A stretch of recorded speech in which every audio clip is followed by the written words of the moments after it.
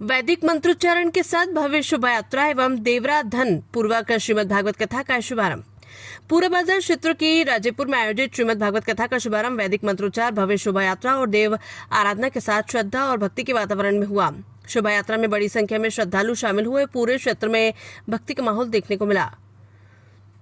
कथा के द्वितीय सत्र में प्रवचन करते हुए आचार्य ज्ञानचंद्र द्विवेदी ने कहा कि पुराण भारतीय जीवन साहित्य के अमूल्य रत्न हैं और अतीत को वर्तमान से जोड़ने वाली स्वर्णमयी श्रृंखला के समान है। उन्होंने कहा कि भगवान की कथा मनुष्य के हृदय में ज्ञान, वैराग्य और भक्ति का संचार करती है। आचार्य द्विवेदी ने कहा कि भगवान की कथा स्वयं भगवान से भी अधिक उदार मानी गई है, क्योंकि इसके श्रवण मात्र से पापी व्यक्ति भी मोक्ष प्राप्त कर सकता है। उन्होंने उदाहरण देते हुए कहा कि धुंधकारी जैसे उग्र पापी भी भगवत कथा के प्रभाव से भगवान के धाम को अधिकारी बन गए। उन्होंने कहा कि भगवान श्री कृष्ण सच्चिदानंद स्वरूप है और कृष्ण का अर्थ है परम आनंद है।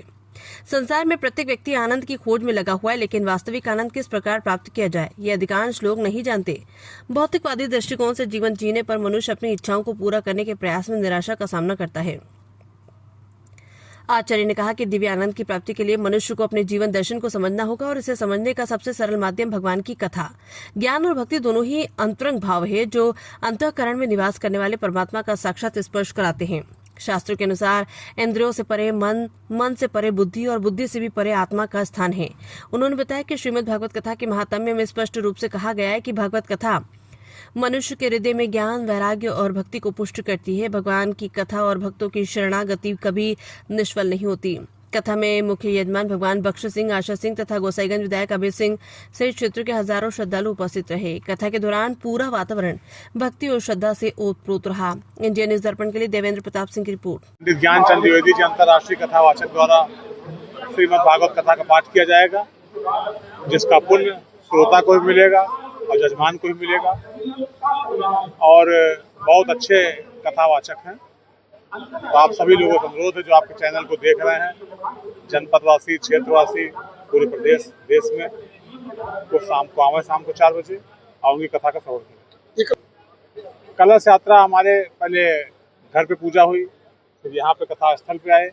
कथा स्थल पर हमारे यहाँ के पिपरा भवानी माता जी हैं, जहाँ हम लोगों के गाँव की देवी हैं, उनके स्थान तक गई। वहाँ पिपरा भवानी माता के हाथ लौट कर फिर कथा स्थल पर आई। 7 दिवसीय।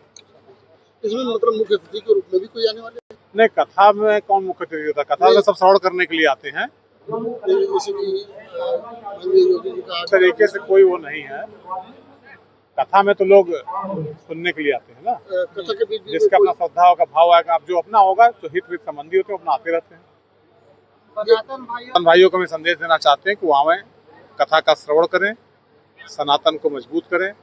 क्या हमारी रीति रिवाज थी, क्या परंपराएं थी, जो हमारा नौजवान इन चीज़ों को भूलता जा रहा है, कि हमारी क्या गौरवशाली गाथा थी, किस तरीके से हमारे पूर्वजों ने संघर्ष किया, किस तरीके से आज सनातन बचा हुआ है, और हमारे सनातन को बचाए रखने के लिए क्या वेदों में परंपराएं बनाई गई थी, कैसे हमारे रीति रिवाज थे। श्रीमद् भागवत कथा का श्रवण करने को उपरांत ही हमें ज्ञान होता है कि हमारा जीवन कैसे होना चाहिए, किन परंपराओं और रीति रिवाजों का पालन करना चाहिए, कैसे हमारा जीवन धन्य होगा।